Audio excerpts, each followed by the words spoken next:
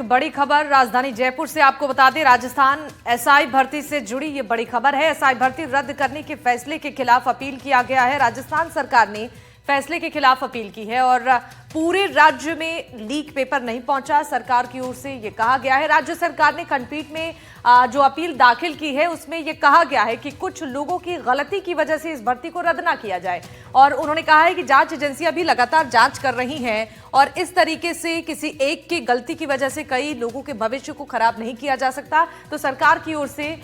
ये अपील दाखिल किया गया है। एसआई भर्ती रद्द करने के फैसले के खिलाफ इस अपील को दाखिल किया गया है। ये बड़ी खबर। राजस्थान सरकार ने फैसले के खिलाफ अपील करते हुए कहा है कि पूरे राज्य में ये लीक पेपर नहीं पहुंचा था, कुछ लोगों की गलती की वजह से भर्ती को रद्द ना किया जाए। जांच एजेंसियों को लेकर भी ये कहा गया है कि इस मामले की जांच लगातार जारी है।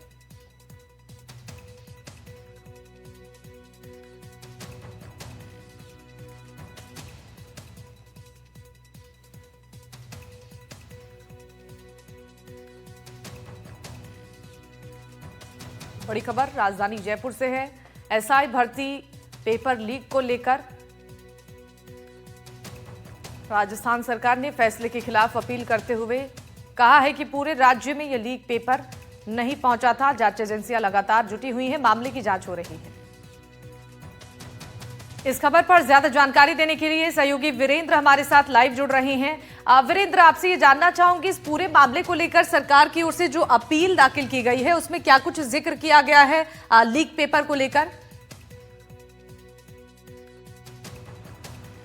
देखिए शिवानी, आपको बताना चाहूंगा कि एसआई भर्ती परीक्षा 2021 को लेकर लगभग 2.5 महीने के बाद जो है सरकार ने अपनी जो इसमें आंसर है वो दिया है और इसके साथ ही आपको बता दें कि इस पूरे मामले को लेकर जो है सरकार ने माफी भी मांगी है देरी के लिए और इसके साथ ही आपको बता दें कि इसके अंदर सरकार ने ये कहा है कि जो पेपर लीक हुआ है वो सभी परीक्षा केंद्रों के ऊपर नहीं हुआ है, यानी कुल मिलाकर कुछ परीक्षा केंद्रों के ऊपर जो है ये पेपर लीक हुआ है। इसकी वजह से जो सही अभ्यर्थी हैं उनको कोई प्रॉब्लम ना हो उसके लिए जो है इस जो कह सकते हैं कि अपील के अंदर कहा है। इसके साथ ही आपको बता दें कि इस पूरे फर्जीवाड़े को लेकर जिस तरीके से कोर्ट ने साफ तौर पर कहा कि एसआई भर्ती परीक्षा 2021 को पूरी तरीके से रद्द किया जाता है और लगभग 2.5 महीने के बाद जब सरकार के द्वारा जब जवाब प्रस्तुत किया जाता है तो उन्होंने साफ तौर पे इशारा किया है कि ये सरकारी भर्ती परीक्षा है, इसको रद्द नहीं किया जाएगा। यानी कुल मिलाकर जो है 24 नवंबर तक जो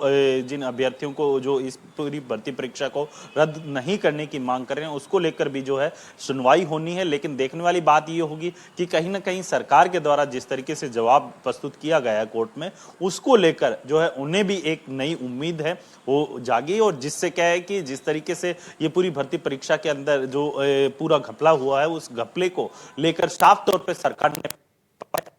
पेपर लीक हुए हैं उनको ही जो कह सकते हैं पेपर लीक हुए हैं उनको ही जो कह सकते हैं कि इस पूरी भर्ती परीक्षा से बाहर किया जाना चाहिए, न कि पूरे प्रदेश के अंदर जिन परीक्षा केंद्रों के ऊपर जिन अभ्यर्थियों के द्वारा जो इस परीक्षा के अंदर शामिल हुए और ईमानदारी से अपनी इस परीक्षा को दिया है उन्हें ही जो कह सकते हैं कि इस भर्ती परीक्षा के अंदर कंटिन्यू रहने की जो याचिका है इसके अंदर साफ तौर पे उन्होंने अपने जवाब के अंदर जो ये भी कहा है कि जो भर्ती परीक्षा के अंदर जिस तरीके से जिन्होंने चाहे इसमें